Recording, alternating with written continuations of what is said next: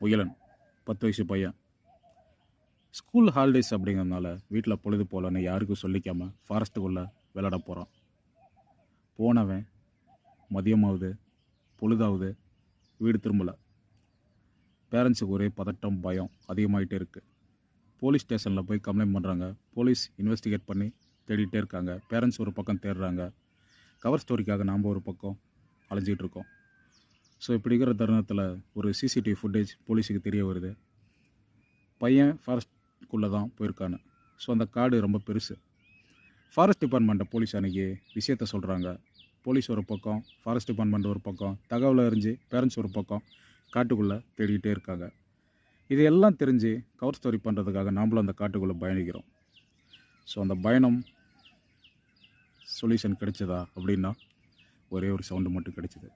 இந்த காட்டுக்குள்ளே வந்து தனியாக மாட்டிக்கிட்டே யார் காப்பாற்று